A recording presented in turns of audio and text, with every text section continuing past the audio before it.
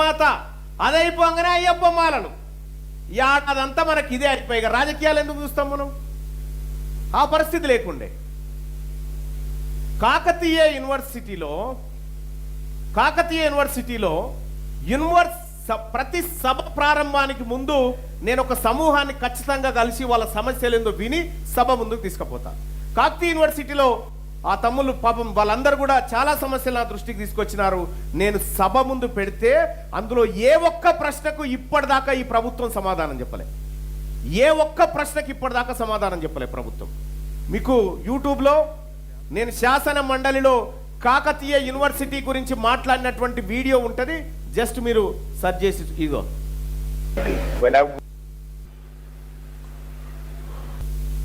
మీరు చూడాలనుకుంది ఇదేనా? When I went to Kakatiya University, I sat all the staff and students of Kakatiya University in the auditorium. మొన్న నేను కాకతీయ యూనివర్సిటీకి పోయినటువంటి సందర్భంలో కాకతీయ యూనివర్సిటీలో ఉన్నటువంటి సిబ్బందిని, విద్యార్థులను అందరినీ కూడా ఆ ఆడిటోరియంలో కూర్చోబెట్టి వారి సమస్యలు ఏంటి అనేది నేను పోయి అడిగితే, సార్ కాకతీయ యూనివర్సిటీలో contract, part time, out sourcing అనేటువంటి రకరకాల టీచింగ్, నాన్ టీచింగ్ స్టాఫ్ ఉన్నారు సార్. వాళ్ళ సమస్యలు మాత్రం ఇప్పటి వరకు ఏ ఒక్కటి కూడా గట్టెక్కిన పరిస్థితి లేదు సార్. అక్కడ అవుట్ సోర్సింగ్ వాళ్ళు, పార్ట్ టైం వాళ్ళు కనీసం కాంట్రాక్ట్ లో కన్నా మమ్మల్ని తీసుకోండి అని చెప్పి. నెక్స్ట్ క్వశ్చన్ అడుగు మల్లన్న గారు. ఇక్కడున్న యువతకి ఒక స్పెషల్ పర్సనల్ మీ గురించి కొన్ని పర్సనల్ విషయాలు తెలుసుకోవాల్సిన ఎక్సైట్మెంట్ ఉంది అందరికి. ఉందా యూత్?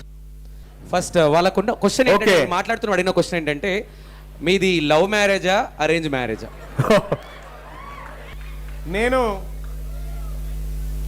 నేను నా భార్య ఇద్దరం కాకతీయ యూనివర్సిటీలో చదువుకున్నటువంటి వాళ్ళమే.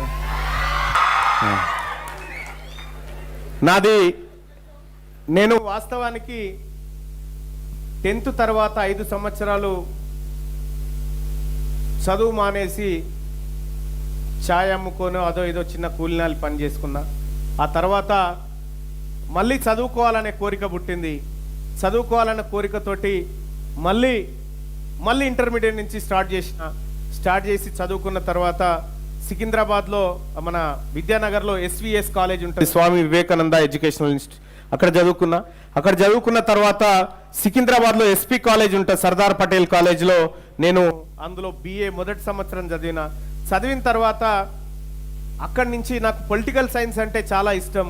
ఆ పొలిటికల్ సైన్స్ మంచి ప్రొఫెసర్ ఎక్కడున్నాడని వెతికితే భువనగిరిలో శ్రీ లక్ష్మీనరసింహస్వామి డిగ్రీ కళాశాలలో డాక్టర్ S బుచ్చయ్య అని చెప్పి ఖమ్మం జిల్లాలో ఉంటాడు ఆయన అక్కడ పొలిటికల్ సైన్స్ ప్రొఫెసర్గా ఉండే. ఆయనను రిక్వెస్ట్ చేసి సెకండ్ ఇయర్ నుంచి ఇక్కడికి SLNS కాలేజ్కి వచ్చిన. SLNS కాలేజీలో నేను సెకండ్ ఇయర్కి వచ్చిన. మా ఆవిడ నాకు అక్కడ పరిచయం. అక్కడ ఆమె వాస్తవానికి మీరు వచ్చినట్టుగా చిన్నగా సైకిల్ మీద నడిచి వచ్చే అట్లా ఉంటుండే పరిస్థితి. అప్పుడు ఆవిడ వాస్తవానికి ఆవిడ పేదరికం చూసి ఖచ్చితంగా నేను ఇటువంటి కుటుంబం నుంచి చేసుకోవాలనేటువంటి ఉద్దేశంతో నేను అది చాలా రోజులు నడిచిందిలే, ఒక 9-10 సంవత్సరాల పాటు నడిచింది. కానీ మీ ఇద్దరం ఒకరికొకరు ఆమె ఇక్కడ చదువుకోవడానికి మా డిగ్రీ అయిపోయింది. మొత్తం SLNS కాలేజ్ నుంచే మా కాలేజ్ హిస్టరీలోనే రాష్ట్రపతి నుంచి NSS republic day parade award అందుకుంది ఒక నా మిస్సెస్. నెక్స్ట్ ప్రియారిటీ అవార్డు అందుకుంది నేను. అక్కడి నుంచి మేము PG ఎంట్రన్స్ తాగిన. మా బుచ్చే సార్ ఏం చెప్తా ఉండంటే, మీరు ఎప్పుడన్నా ఉస్మానియా యూనివర్సిటీ సాంబార్ తాగి చూసిరా, మీకు ఎప్పుడన్నా తెలుసా, టేస్ట్ తెలుసా అంటుండే మా బుచ్చే సార్. అంత టేస్ట్ ఏముంటుంది అంటే వాస్తవానికి ఆయన మమ్మల్ని ఆడ మంచి భోజనం దొరుకుతుందిరా అని ప్రేరేపిస్తూ ఉండు. యూనివర్సిటీలో పడితే మీ బతుకులు మారితే మంచి భోజనం దొరుకుతుంది, ఆ సాంబార్ టేస్ట్ తెలుసా మీకు అని అంటుండే. ఇదేందో చూడాల్సిందే అనుకొని PG కోసం ప్రిపేర్ అయినాం. PG కోసం ప్రిపేర్ అయితే మేము 4 ఫ్రెండ్స్. నలుగురం ఒకరు మా మిస్సెస్, ఆ తర్వాత నా ఫ్రెండ్ గాజుల్ రమేష్ అని ఉంటాడు, వాడు ఇప్పుడు గవర్నమెంట్ జూనియర్ కాలేజీలో political science lecturer, government job. ఆ తర్వాత ఇంకోడు మా బ్రదర్ ఉంటాడు రఘురాములని, వాడు ఇప్పుడు సర్కిల్ ఇన్స్పెక్టర్. నేను జర్నలిజంలోకి వెళ్ళిపోయి ఎమ్మెల్సీనైనా. మా మిస్సెస్ ఇప్పుడు గవర్నమెంట్ టీచర్ అయింది. ఒక క్యూరియాసిటీ క్వశ్చన్ ఉంది సార్ వాళ్ళదానికి. ఇంకోటి కంప్లీట్ చేస్తా. అయితే మేము యూనివర్సిటీకి పోవాలనేటువంటి ఉద్దేశంతో బాగా కష్టపడి చదివితే పొలిటికల్ సైన్స్ ఉస్మానియా యూనివర్సిటీలో నాది 90 ర్యాంకు ఎంట్రన్స్లో. నేను యూనివర్సిటీలో జాయిన్ అయినా. మా మిస్సెస్ ఎకనామిక్స్లో జాయిన్ అయింది. మా తమ్ముడు అత్తి యూనివర్సిటీలో 3rd ర్యాంకు ఎకనామిక్స్లో, వాడు ఇక్కడ జాయిన్ అయ్యిండు. మా రమేష్ గారు వాడు పొలిటికల్ సైన్స్లో జాయిన్ అయినా. అంటే జస్ట్ సాంబార్ ఆశ కోసం పోయినాం అబ్బా. పోయి అట్లా మా మిస్సెస్ నేను ఇద్దరం 9 సంవత్సరాల తర్వాత ఆమెకి ఉద్యోగం వచ్చిన తర్వాత అప్పుడు మేము పెళ్లి చేసుకోవడం జరిగింది. నాకు 2 కూతుర్లు. నాది లవ్ మ్యారేజ్. మా ఆవిడ ఎస్సీ సామాజిక వర్గం, నేను బీసీ సామాజిక వర్గం. Thank you Mallanna garu.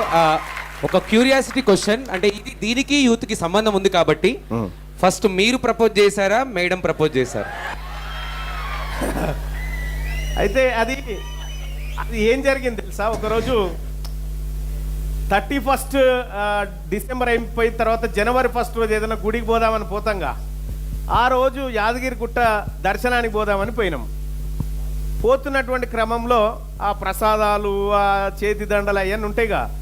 ఈమె నన్ను జర టేక్ కేర్ చేసుకుంటూ ఇగో ఈ కవర్ తీసుకుపోయి ఇంటికని అందులో గ్రీటింగ్ కార్డు పెట్టింది. ఆ గ్రీటింగ్ కార్డులో కూడా వాస్తవానికి ఆమె ఏమి రాయలేదు. అందులో ఉన్నట్టుగా అట్లా ఒక 2 లవ్ సింబల్స్ ఉన్నాయి. 2 లవ్ సింబల్స్ ఉన్నాయి. ఆ చాలా రోజులు ఆ గ్రీటింగ్ కార్డు ఉండే, బహుశా ఉందో పోయిందో తెలియదు. అయితే అరే ఈ లవ్ చేస్తుందా ఏంది అని అనుకున్నా. ఆ తర్వాత ఇంకా తెలియకుండా మా చూపుల్లో కానీ మా వ్యవహారంలో కానీ కంప్లీట్గా మార్పు వచ్చేసింది. అట్లా జరిగిపోయింది అన్నట్టు. అంటే అది ఎవరు చెప్పిరని కాదు, నేను అపోహపడ్డానా ఆమె చెప్పింది అనేది కూడా కన్ఫ్యూజన్ ఉంది.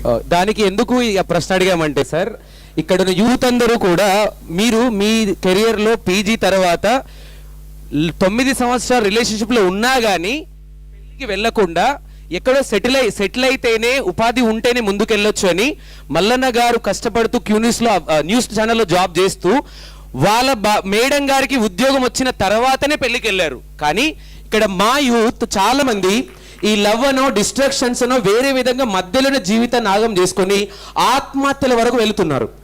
మీరు అలా ఎలా మేనేజ్ చేసుకోగలిగారు? మరి మా యూత్ మీరు జాబ్ లో సెటిల్ ఆల్రెడీ ఎడ్యుకేషన్ లో 5 సంవత్సరాలు కోల్పోయి దెబ్బతినున్నా.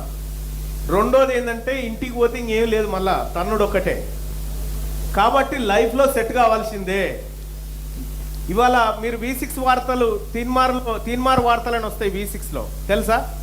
ఆ వార్తల్ని నేనే డిజైన్ చేసిన. అప్పుడు స్టార్టింగ్లో V6 ఛానల్ పెట్టినప్పుడు అందులో మల్లన్న గెటప్ వస్తుండే, చూసినావా? అదే ఈ మల్లన్న ఇప్పుడు. అయితే అది నేనే, ఆ వార్తలు డిజైన్ చేసింది నేనే.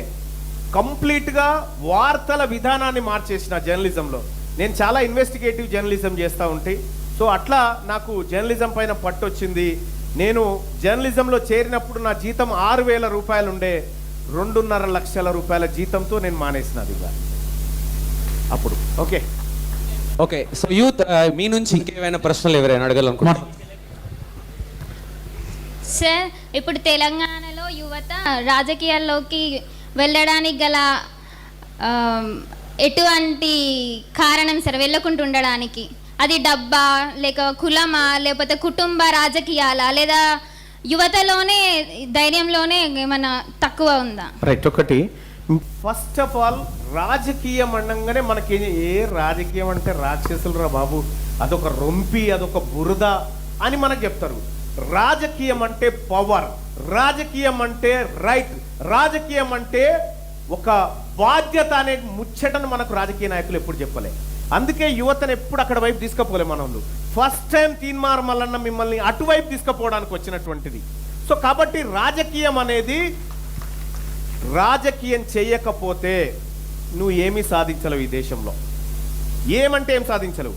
నీకు మొన్న న్యూయార్క్లో ఎన్నికలు జరిగిన ఎరికేనా? ఒక అబ్బాయి జమ్దాని అని చెప్పి ఒక అబ్బాయి ఫ్లకార్డ్ పట్టుకొని ఇట్లనే తిరిగిండు న్యూయార్క్ స్ట్రీట్ల పొంటి తిరిగి, నాకు ఓటేసి చూడండి మీకు మార్పు తెస్తా అన్నాడు. ఆయన మొత్తం స్ట్రీట్లంతా తిరుగుతూ ఉంటే ఎవడు పట్టించుకోలే, ఆయన పిచ్చోడు అనుకోరు. తీరా ఎలక్షన్ బ్యాలెట్ పేపర్లు తీస్తే ట్రంప్ ఓడిపోయింది, ఆయన గెలిచిన అబ్బాయి. ఎందుకు? అక్కడ ఉన్నటువంటి ప్రజలు చూసిరు కానీ లైట్ తీసుకురు. ఆ తర్వాత ఇప్పుడు న్యూయార్క్ సిటీలో, నేను మొన్న న్యూయార్క్ సిటీ పోయినా, న్యూయార్క్ సిటీలో చాలా అద్భుతమైన మార్పు వచ్చింది. కాబట్టి తెలంగాణ రాష్ట్రంలో మార్పు రావాలంటే కూడా యూత్ పాలిటిక్స్లోకి రావాలి, యూత్ పాలిటిక్స్ చేయాలి. జంతర్ మంతర్ కాడ ఏమన్నాడు సుప్రీంకోర్టు ప్రధాన న్యాయమూర్తి? ఏమన్నాడు? మనని జల్ల పురుగులు అన్నాడు, మనని జల్ల పురుగులు, కాక్రోచెస్ అన్నాడు. నువ్వు కాక్రోచెస్ అంటావా అని చెప్పి కాక్రోచ్ జనతా పార్టీ అని పెట్టి నరేంద్ర మోడీ 4 రోజుల పాటు నెత్తి పట్టుకొని కూర్చున్నాడు ఆడ. కాక్రోచెస్ ఎవరు? మనమంతా ఎస్ ఐఎమ్ కాక్రోచ్ అని చెప్పి తెలంగాణ రాష్ట్రం నుంచి కాక్రోచ్ జనతా పార్టీకి జెన్జీకి మద్దతు ఇచ్చిన ఏకైక పార్టీ తెలంగాణ రాజ్యాధికార పార్టీ. ఎందుకంటే యూత్ పాలిటిక్స్ వైపు తీసుకుపోవాలనుకున్నాం కాబట్టి. సో కాబట్టి మీకు ఏ అడ్డంకులు ఇక ఉండవు. ఫ్యూచర్ లో మీరు స్వేచ్ఛగా రాజకీయాలు చేయొచ్చు. మహిళలకు 33% రిజర్వేషన్ వచ్చింది. ఇప్పుడు ఖచ్చితంగా మహిళలు నిలబడాలి. ఆ మహిళలు మీరై ఉండాలి, మీ యూత్ అయి ఉండాలనేది నా కోరిక.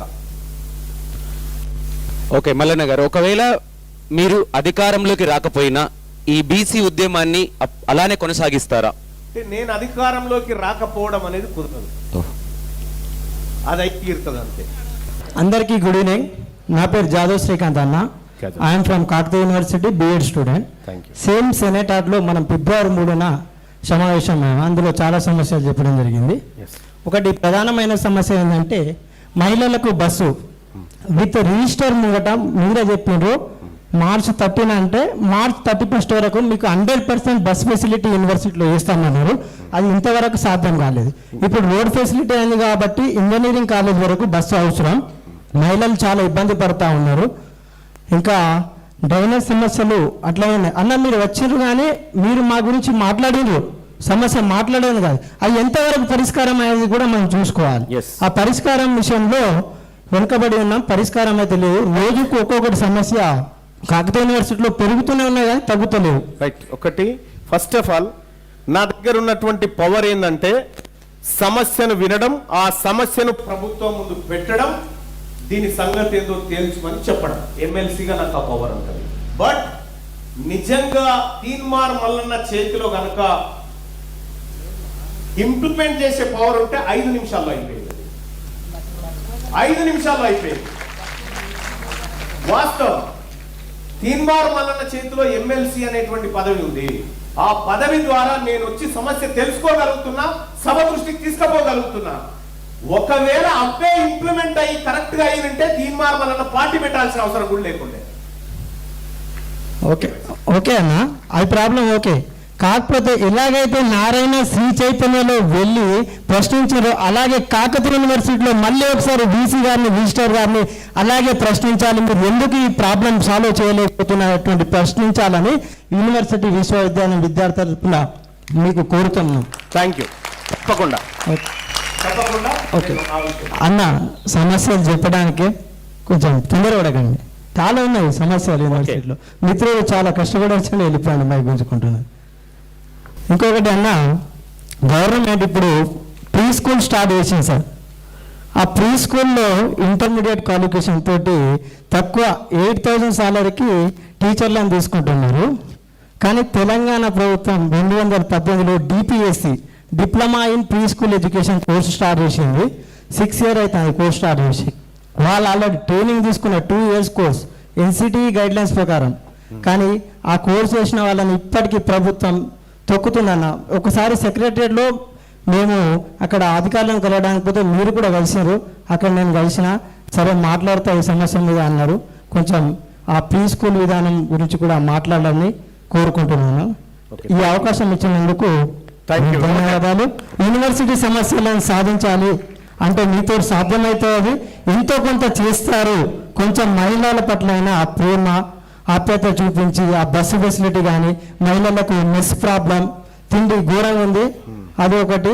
ఇంకొకటి ఇప్పుడు నోటిఫికేషన్ సమయం అన్న ఎవరికి ఎప్పుడు ఇంట్రెస్ట్ వస్తే అప్పుడు చదువుతారు కాబట్టి లైబ్రరీని కూడా 24/7 24 గంటలు library and study hall open చేసే విధంగా రిజిస్ట్రార్ గారికి మరియు వీసీ గారి దృష్టికి తీసుకెళ్లాలని విశ్వవిద్యాలయం విద్యార్థులు కోరుకున్నాను. ఒక నిమిషం, ఇప్పుడే ఫోన్ మాట్లాడుతున్నాను. ఇప్పుడు యూనివర్సిటీ రిజిస్ట్రార్ గారు నాకు ఆ రోజు చెప్పిన లైబ్రరీ కంటిన్యూ చేస్తారు చెప్పి. అవును సార్, చేయలేదు సార్ ఇంకా అది ఇంకా ఫోన్ నెంబర్ చెప్పండి. Phone number registrar number register Nagaraj registrar number registrar number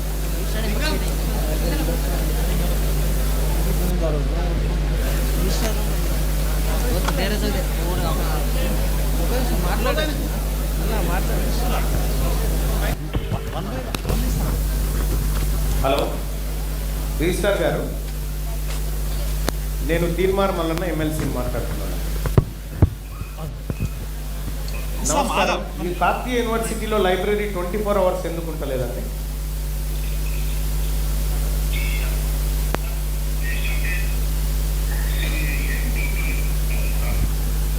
eight to 12 ఎందుకు? మీకేమైనా ఇబ్బంది అవుతుందా 24 గంటలు ఉంటే?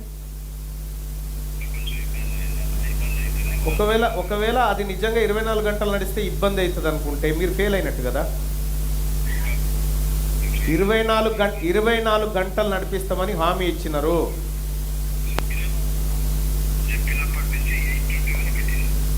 ఎయిట్ టు నైట్ 12 వరకు పెట్టినావా? ఒక్క నిమిషం లైన్లో ఉండండి. 8 to 12 ఉందా? 8 to 8 ఉందంట. 8 to 12 పెట్టండి. 8 ఇప్పుడు 8 to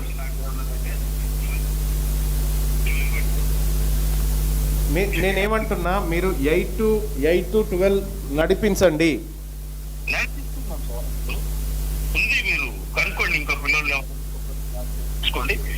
పిల్లలే నా ముందుండి చెప్తా ఉన్నారు నడుస్తలేదని చెప్పి. సరే, నేనే ఒకరోజు సడన్ గా వస్తా, అప్పుడు చూద్దాం. Right, thank you. అలాగే ఇంకోటి, ఆడపిల్లలకు బస్సు పెట్టమంటే 30 తారీఖు నుంచి ఓపెన్ అవుతుందని నాకు ముచ్చట చెప్పారు. ఇప్పటిదాకా కాలేదు కదా. ఎన్ని రోజులు వస్తుంది ఇంకా? బస్సు వచ్చే వరకు రిజిస్టర్ గారు, ఆ బస్సు వచ్చే వరకు మీరు జీతం తీసుకోవడం మానేయండి, అప్పుడు తెలుస్తుంది మీకు.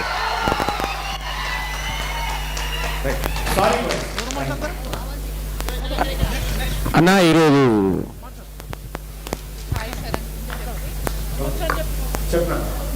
Hi sir, good afternoon everyone. I am Avantika from Geetanjali College for Women's. Scholarship సమస్యలు తీర్చడానికి మీరు విద్యార్థుల తరపున ప్రభుత్వాన్ని ఏ విధంగా ప్రశ్నిస్తారు? కాదమ్మా, ఒకటి స్కాలర్షిప్స్ అనేటువంటి సిస్టమ్ ఎందుకమ్మా? నేరుగా ఫ్రీగా ఇవ్వచ్చు కదా, అందరికి